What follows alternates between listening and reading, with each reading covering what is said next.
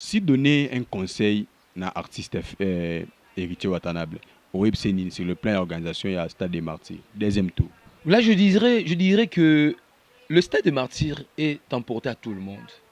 Hein? Même si nous le savons, c'est inoubliable que Bébé Chanda, il était encore gamin. Il était encore moins namouké.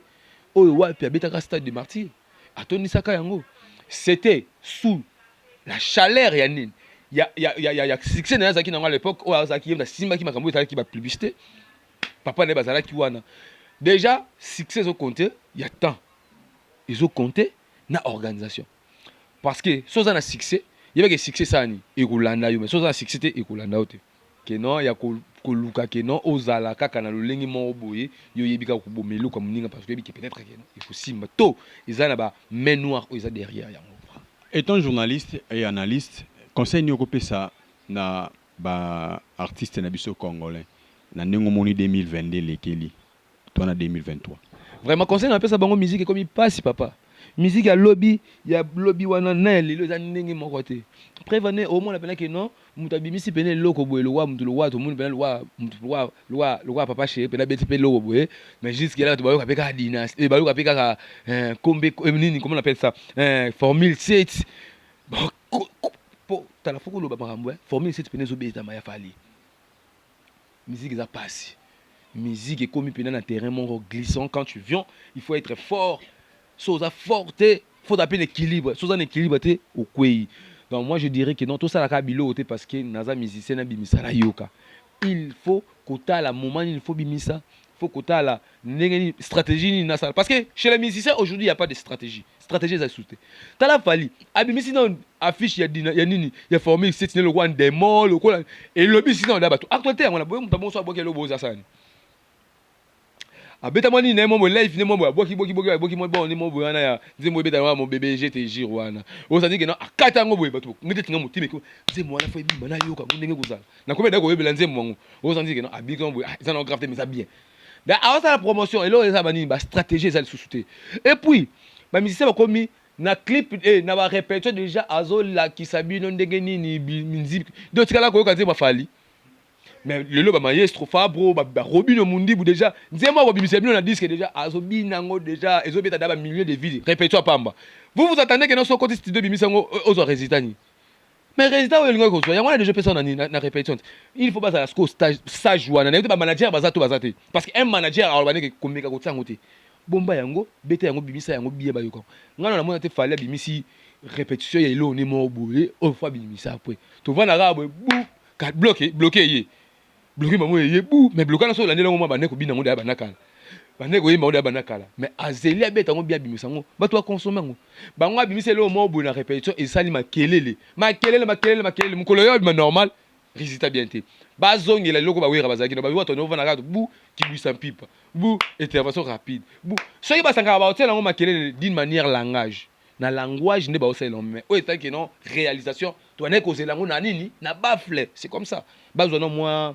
stratégie na bazungi sango. Merci maestro Merveille que du tout cas d'avoir d'abord accepté notre invitation et puis to beti penelo kango pe dada ndekaka to mesana ko beta to sengana otala juste pendant 5 secondes. Dire un mot pour Lori MKL Télévision. Lori MKL Télévision ba le bi force pena ba chaîne abonné to luka na mboka oyo na international na Asie Amérique na Afrique awa na Europe na Océanie baza na posta ba chaîne aboye oyo babimisaka ba biloko na temps réel ba pesa bino ba information na temps réel ba lobi Lori MKL toujours bo s'abonner et ça la biso bien bo s'abonner parce que nga merveille ko di tuka dans ko s'abonner kaka sika oyo et puis na otika la fidèle awa ya kokaba. Bah, il fallait pas hériter Kabat. Il y a certains d'audio, il y a voix même, il y a Wata, et t'as mon équipe. Il y a billet, dans ma groupe, na bango. Mais qu'est-ce qu'on te dit? Tu vas te faire Kabel, na billet. Billet Kabel maki.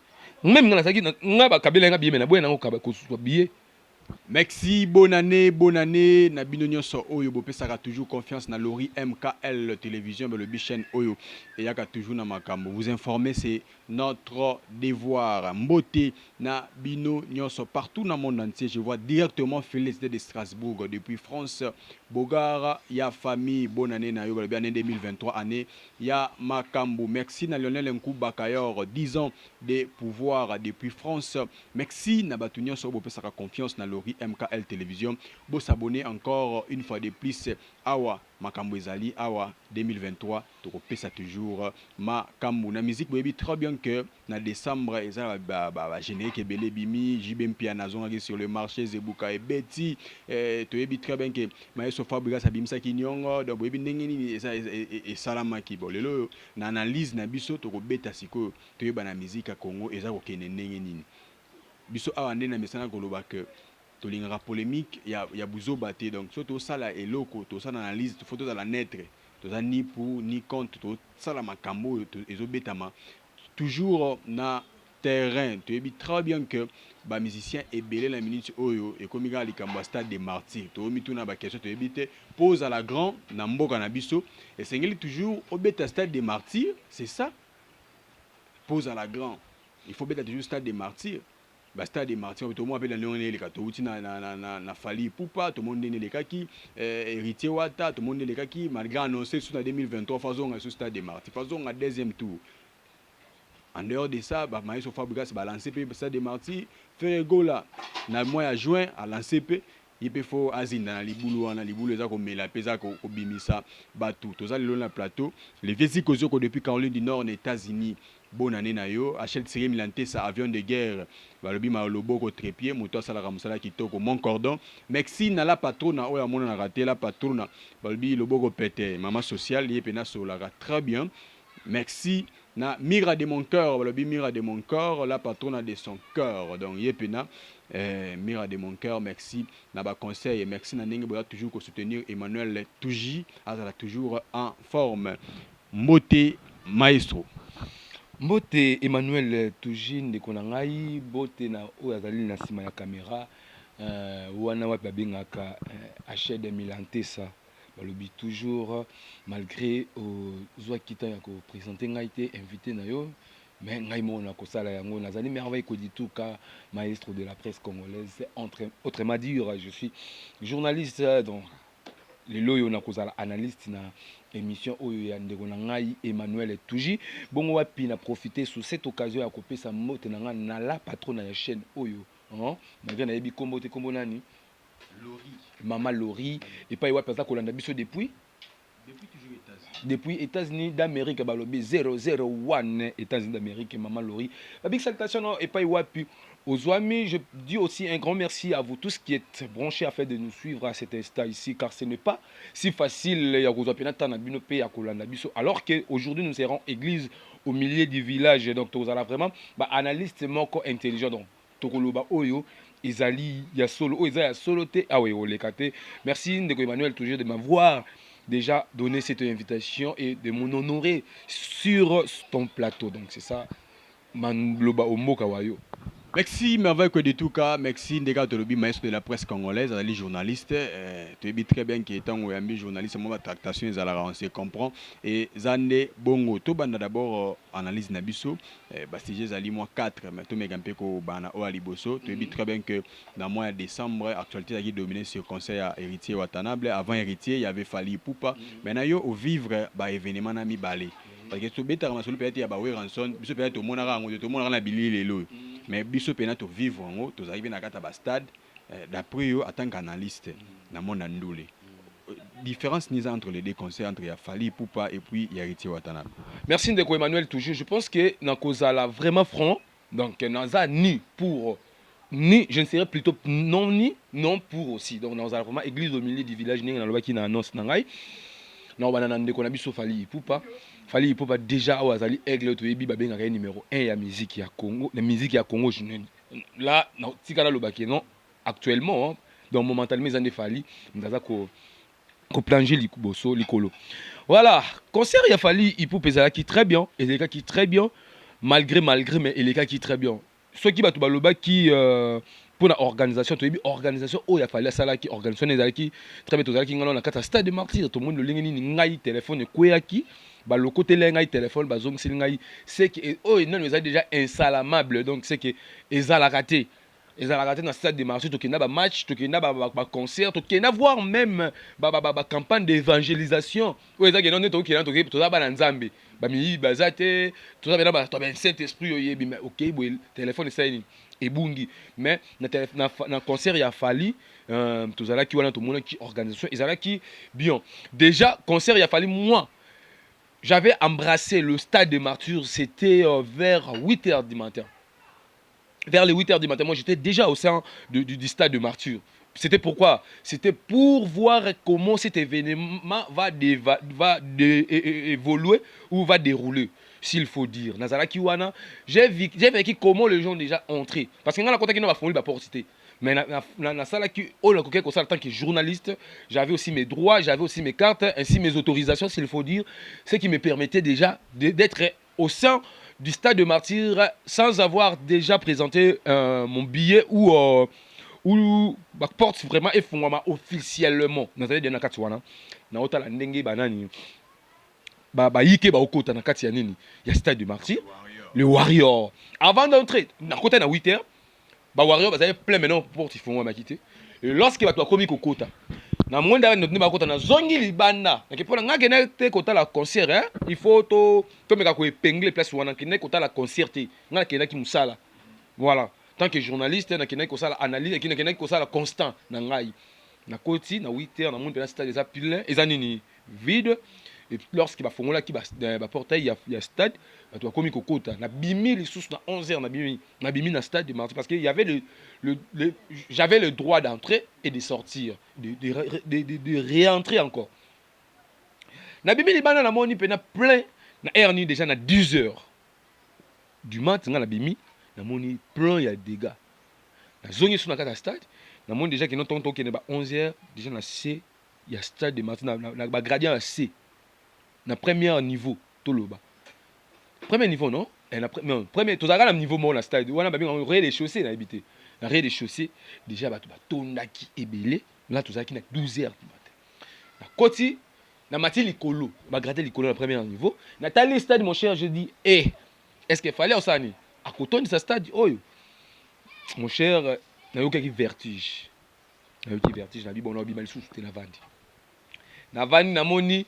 progressivement l'olenge ni stade de sani et zali ko se développer donc bazali ko se baza ko kota donc stade là ko se remplir au fur et à mesure petit à petit mukadu mon cher tant comme stade de martyrs il a fallu etondaki à partir il y a 16h stade plein na sima ya podium to monaki bataki banderole moko boya classe pour classe ezalaki sponsor officiel premier sponsor il y a concert il a fallu ezalaki classe vous comprenez ezalaki classe ce qu'on a sima podium classe ataki banderole moko munene oye kangaki pena une grosse espace tourner kotalela yango tolobeki bongo wana batango pourquoi déjà ba internaute yo ebika ne bazalaka bana obimisa d'abord analyse sur yango bon place basali nini pour la kosa les cas boy mais à partir de 16h déjà ce bâche là a été déjà déchiré.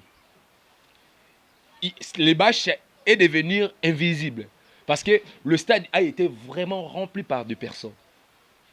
Vous voyez déjà stade a fallu ils ont qui récite côté il y a oh ils ont comme défi parce que côté plein on est dans la défi non si nous revenons un peu à l'époque il y a ouais rançon na JB piano ce n'était pas que non ouais avec ta musique à bien toi JB piano avec ta musique à bien non toi Kofi avec ta musique à bien non ce n'était pas ça le cas c'était est-ce que ngana tondisi yo poko tondisa c'était ça et jusqu'alors s'il faut débattre l'histoire des stades de martyrs nous dirons que Fally Ipupa a réalisé déjà ce que les aînés ou les légendes là ont réalisé à l'époque. Fally Ipupa a rempli le stade et que ça ne soit pas à 200 000 personnes ou à 100%. Non, je vais dire que non, Fally Ipupa a dépassé les 100% parce que les 100% des stades de martyrs c'est 80 000 places.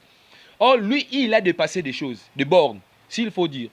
Donc c'est par là déjà, je dirais, le stade de martyr de Fally Ipupa a été réussite totale.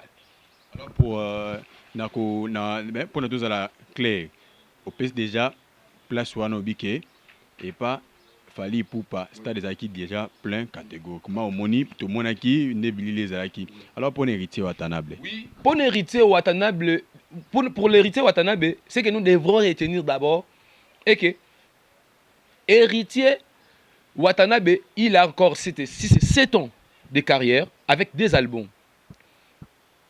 Entre autres, le premier album et le deuxième album d'évolution dans le monde. Mais, qu'à cela ne tienne, ils allaient vraiment débattre spiritas, comme si moi, il a que 7 ans de carrière, il a que des albums dans le marché.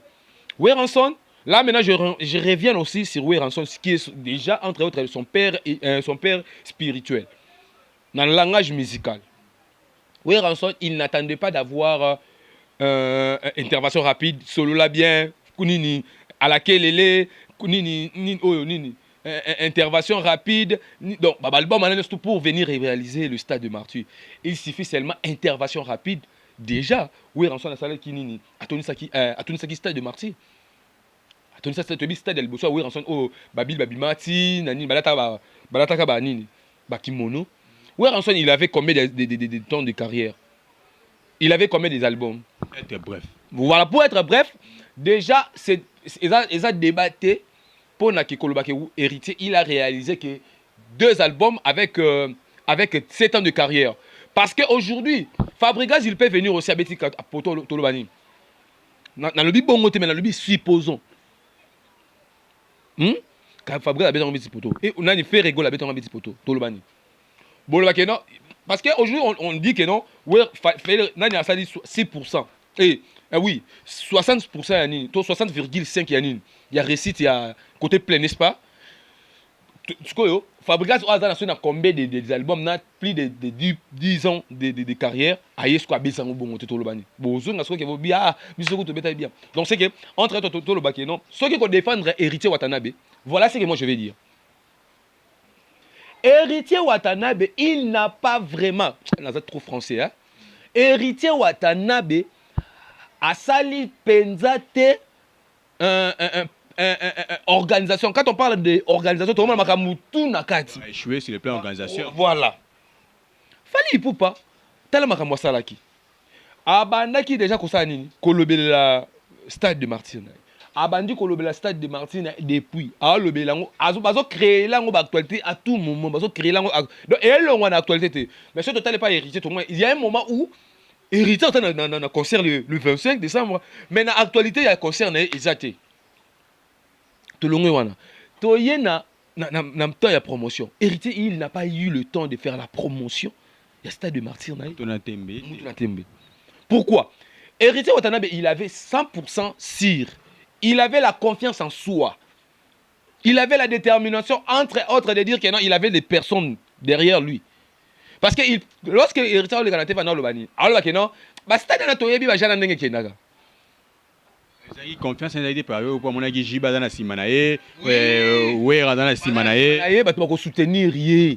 Aïe, bah que non, bah spiritas bah au côté stade de martyr, bah banani sous bah au côté stade de martyr, banani bana wenge bah au côté stade de martyr, bana wenge nyos tout bah au côté stade de martyr. Entre azapi na bah stade bah star na yemo bah ko. Eh bah prêtre na yemo bah ko ko avec bah sombi mutu sombi 1 million de billets. Nous sommes payés 100 000 billets. Nous sommes mis 200 000 billets. Bah, il y a un quota. Alors, côté, voilà déjà de ça, il y a aussi héritier. Ce côté là, récite, il y a entre récite, il y a pas match. Fally Ipupa. Bah, sponsor, bah, ça, il y a bah, sponsor, na sponsor, a sombi billet. Oh, ils ont a sombi billet, nyonso. Vous l'avez comme a sombi billet tout. Donc, on va tout. A sombi une grande partie. Primis, koloba koutouté. TVS, koloba même pas.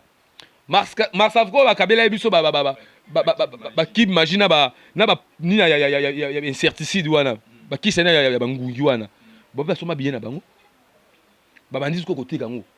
Donc, il avait, si c'est 3 mois, si c'est 2 mois comme ça, entre 2 ou 3 mois, entre 2 ou 1 mois, il y a côté habillé. Tout le monde a langage, langage habituel, il y a côté mais ça, il y a kokaba. Il fallait pas hériter kabat. Il y a certains audios, il y a voix même, il y a Wata, et t'as mon équipe, tu vas habiller, dans groupe, na bango. Mais si on te dit, tu vas te caber dans billet. Billet, kabamaki. Même dans la saga, on a kabé un billet, mais on a billet. Ouais, pourquoi? Non, parce que na billet, na carte, na la côte, na ngai. Ata ko tu pour la bonne organisation, ils allaient qui ont fait ça, ils ont billet.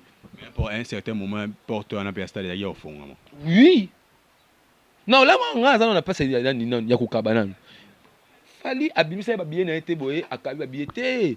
Ba sponsor na ye ba somba ki na ba billet na ba ça nini ba kabi. Donc c'est qui veut dire l'affaire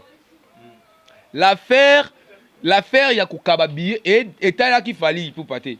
État qui une organisation ya fali pour pas parce que ba sponsor ba ki wa sombi mutuma sombi déjà 400 billets, mutuma sombi 500 billets, aki kokaba na yango. Après wana moto ya fali qui fali pour pesa nini. Et solo li Wata sponsor ils allaient quitter. Vous comprenez? Wata sponsor ils allaient quitter. Sponsor ils allaient quitter. Koi. Donc jusqu'à là vous avez qu'un sponsor moko. Papa, vous attendez que nos concerts ya Wata ils allaient ndenge moko na ya fali na ndenge. Non? Même si tu dis que non, ils ont 80 billets non? 80 000 billets. Même si tu dis que tu kabwango. Et puis à ça un mois tu as hôtel bien no ebi. Ba te kango une semaine. Paul, tu as la semaine moko, Paul tu dis lou, abi que non, tu as bon ça déjà nini, ba billet ba noter comme lundi. Qui est trop sûr. Qui trop sûr ndenge ni papa. Parce que Paul a fallu ezala ki te que non, nini billet ça ni, était comme na stade. Billet za ki ba ça qui on a ba guichet na bango. Na total, na Bralman, na TVS, na Vodacom, na Magie, na nini, na ba Kib. Mais hérité ça mais bon papa. C'est normal que concert ya fali et le cas concert ya héritier na plein. Alors ceux qui héritier à zone 6 sur perspective ba bien na ba groupe que na 2023 ba na date mo ba calé déjà pour na kozonga sur stade des martyrs. Vous en tant que journaliste par rapport à constant nyonso yo sali. Si donner un conseil na artiste héritier Watanabe au sur le plan d'organisation il y a stade des martyrs deuxième tour. Là, je dirais que le stade des martyrs est emporté à tout le monde. Hein? Même si nous le savons, c'est inoubliable que Bébé Tchanda, il était encore gamin. Il était encore moins namouké. Oh, ouais, puis il y stade des martyrs. À Tony Sakayango. C'était sous la chaleur, Yannin. Il y a succès à l'époque, où il y a Simba qui m'a publicité. Papa n'est pas là qui wana. Déjà, succès ils ont compté, il y a temps. Ils ont compté na organisation. Parce que si on a succès, il y avait que succès ça ni Ekulanda yo mais si on a succès te Ekulanda ote. Si aujourd'hui héritier Watanabe a le but que non habite sous stade pour la deuxième fois, il doit se demander, il doit se poser cette question. Est-ce que succès na y a mis ange parce qu'aujourd'hui nous tant de l'homme ma succès tout le monde a mis ange mis des morts. Est-ce que mis ange mis des morts qui est au top à l'époque, il y a donc moi une année passée. Et ça, oh, ils ont 2023, 2022, na souka étant conseil betamaki. Succès wana. C'est quoi succès wana? Est-ce que ça le même succès oh ekoyati? Na moi on va c'est là-bas on peut s'amuser pour que babeta sous deuxième stade. Déjà succès ça nini. Succès ça nini et compter donc. Tout le bas actualité ça nini et compter déjà. Tout le monde a actualité. Tu te sais qui héritier Watanabe, Motona Tembe, Toto Rina qui j'ai salé déjà pas ça. Il suffit à ça l'organisation n'a bien. Il faut changer d'organisateur, c'est le plan organisation donc à changer organisateur et puis manager va boum pour la sponsor. Déjà, est-ce que les sponsors vont venir? Parce que les sponsors vont se référer na concert aux qui précédent. Alors mais non. Les sponsors vont venir, mais le manager il doit se battre pour que les sponsors et aussi mettre aussi ses yeux plutôt sur cet événement. Pourquoi? Parce que les sponsors aussi emportent un apport. Il y a affaire. Et ça, événement. Héritier n'est pas moindre de qui? Namboka Oyo. Héritier Watanabe, c'est une star. mboka na biso soki déjà ba invitation ya pays mosusu c'est que laisse-moi vous dire que non héritier aza star moko congolais kakate aza congolaise kakate aza star moko boye aza star moko déjà international lorsque déjà na mboka mosusu ba obenga oyo kisapi makam donc je veux dire non il doit arranger côté organisation ba bunda pena ba sponsor pe baya. Merci Héritier Watanabe Abunda, sponsor Baya, Héritier Watanabe, c'est le plan organisation, vraiment il faut arranger en haut selon maestro de la presse.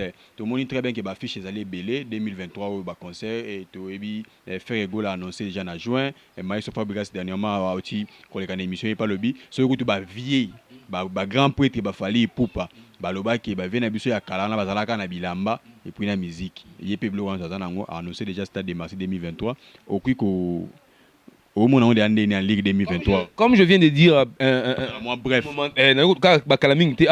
Le stade est apporté à tout le monde. Le stade, il suffit qu'on a aux espaces dans le stade. Et chacun d'eux aussi a ses fans. Les fans répondre à concert. Mais je ne pense pas que c'était seulement les Warriors qui avaient répondu présent dans le stade de Martyr Yanani.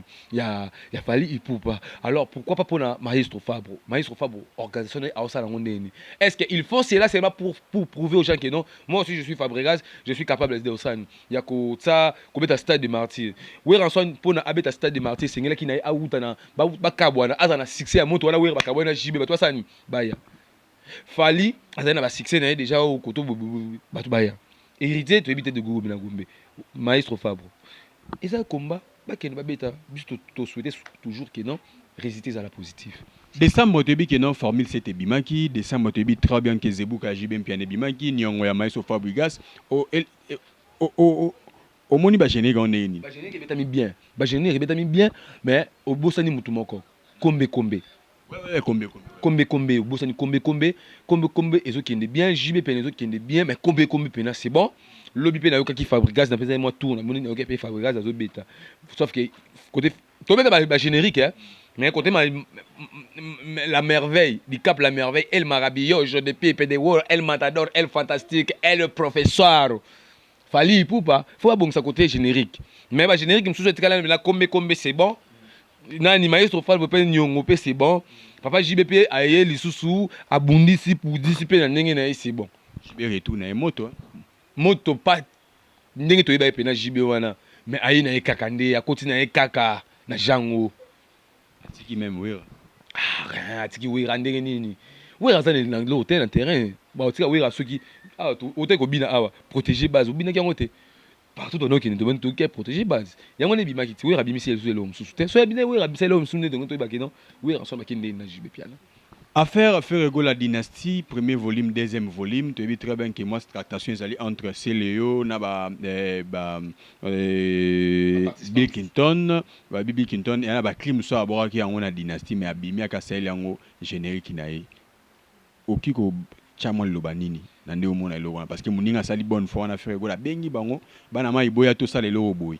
Mais comme on a sponsor Morayaki, oh abimission na Sony Music, oh boyazo qui là, jusqu'au moment on va débat déjà makamwa dynastie ça a fait rigola as un album na dans un album na bengi ya kato betaka featuring mais est-ce que même dans la forme même sous que non j'ai fait mon album mais je vous appelle je vous invite de venir mettre pas seulement to binoto e mangana comme featuring mais autre chanson na yo au lieu la ngo de caché na yo au lieu la ngo caché na yo.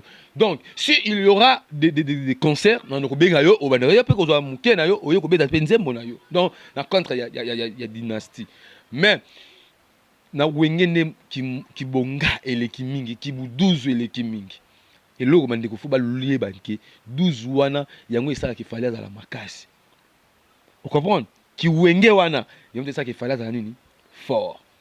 Or, et là, au moment où il faut vous avoir la compréhension, d'être juste compréhensif. Que les ablo à moi la maille nga aller da part na nga na yimba na nga na tikela ye makambu azwa soit nini na Sony Music eza idée na ye c'est lui qui est le garant ya idée wana poni kimite mama be siko ya beti bila aseni eza api après on va baka wera te na studio nga baka wera yango club atata boki boka te album na nzemo mbanga na yoki yango boki wera place mode aboki wera place mode eza na kaka keno ya koluka keno ozala kaka na lolengi mo boye yo yebika ko bomelo kwa muninga parce que yebiki peut-être keno ikusimba to eza na ba main noire eza derrière yango. Étant journaliste et analyste, conseil ni okopesa na ba artiste na biso congolais na ndenge moni 2022 lekeli to na 2023. Vraiment conseil na pesa bango musique comme il passe papa. Musique ya lobby wana na lelo eza ndenge moko te. Prévenez au moins la pena que non mutabimisi pene loko boye lo wa mutu lo wa to muni pene lo wa papa chez pena beti pene loko boye mais jusqu'à là to bayo kapeka dynastie et bayo kapeka ka kombe nini comment on appelle ça formule 7 bon po tala foko lo ba makambo formule 7 pene zo beta maya fali musique eza passe musique est comme pene na terrain mon glissant quand tu viens il faut être fort soza forte faut taper l'équilibre soza un équilibre te au kwei.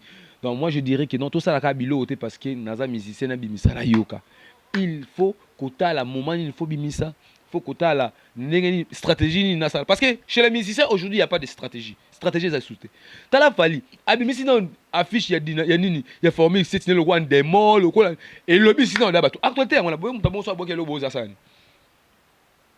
abeta moni na mo live ne mo boki mo bon ni mo boyana ya nzembo beta wa mo bébé GTJ wana osandi ke na akata ngo boye batu ngete tinga motime ko nzembo wana fa bimba na yoka ndenge kuzala na komeda ko yebela nzembo ngo osandi ke na abika ngo boye ça na grave mais ça bien da awasa la promotion et là ça bani ba stratégie ça le sous-souté et puis ba musicien ba komi na clip et na ba répétition déjà azola ki sabino ndenge nini musique donc kala ko yoka nzembo fali. Mais le ba maestro Fabro ba Robino Mundibu déjà nzema ba bimisa bino na disque déjà azobi nango déjà ezobeta da ba milliers de vies répétition pamba vous attendez que non so côté studio bimisa ngo ozo résultat ni mais résultat o lingo ko so yango na déjà personne na répétition il faut pas ça stage wana na ba manager bazato bazate parce que un manager alors baneke komeka ko tsango te bomba yango beta yango bimisa yango biye ba yoko ngana na mona te fallait bimisi répétition ya ilo ni mo boye o fa bimisa après to vana ga boye bloqué yé bloqué maman yebou mais bloqué na so la ndela ngoma baneko bina ngo da banakala baneko yemba ngo da banakala mais azeli abeta ngo bia bimisa ngo bato consommer ngo bango abimisa le mo bo na répétition et sali makelele mukolo yo ma normal résultat bien té bazongela loko ba wera bazaki no ba wato no vana ka bu kibisa pipa bu intervention rapide bu soki basanga ba hôtel ngo makelele d'une manière langage na langage ne ba osela mais o eta que non réalisation to na ko zela ngo na nini na bafle c'est comme ça bazona moi stratégie na bazon kisamo. Merci maestro merveille que du tout cas d'avoir d'abord accepté notre invitation et puis to beti penelo kango pe dada ndekaka to mesana ko beta to senga na otala juste pendant 5 secondes dire un mot pour Lori MKL télévision. Lori MKL télévision ba le bi force pena ba chaîne abonné to luka na mboka oyo na international na Asie Amérique na Afrique awa na Europe na Océanie baza na posa ba chaîne aboye oyo babimisaka ba biloko na temps réel ba pesa bino ba information na temps réel ba lobi Lori MKL toujours bo s'abonner et ça la biso bien bo s'abonner parce que nga merveille ko di tuka dans ko s'abonner kaka sika oyo et puis na otika la fidèle awa so na lobaki bien ba commentaire et ça la ngai bien pour que et puis ça sous force hein et puis ça sous force ya kozala wana na Lori MKL. Force à vous. Big up de la part de Merveille. En tout cas, là, je profite sous cette occasion de dire déjà un grand merci à vous tous qui a été branché afin de nous suivre. Et pourquoi pas dire celui qui nous a tenu vraiment compagnie. Balobi, Milante, ça alched de Babik Saltation. On n'a pas besoin mis derrière la caméra. Et pourquoi pas dire Ado, le professionnel. Babik Saltation, non, incliné à toi, celle qu'on appelle Mimi Mande. Mimi Monde Babik Saltation ayo et pas wapi ozo même clair à toi voilà là où se repose le cœur du maître Babik Saltation et pourquoi pas le vieux Eric le destin toujours vous êtes les seuls prêtres Babik Saltation ayo et pourquoi pas celui qu'on appelle le Viendoudi les nouveaux riches. Un grand merci à toi aussi Emmanuel toujours de m'avoir donné cette confiance. Merci qui commence bien finit bien. Émission Lelo et Komi Nasuka, un grand merci. Nabino Sobopesa, toujours biso confiance. Merci. Na Mira Tumba, balobi Miradine Tumba. Miradine Tumba, la patronne de son corps. Balobi autorité morale. Merci. Na achat de série Milante, ça vient de guerre. Toujours, on a active. Pona ko zwa baibilili ya kitoko bo s'abonner ebele na lori MKL télévision bozala jamais dessus ngana bino to monani soki yesu azongi te ciao.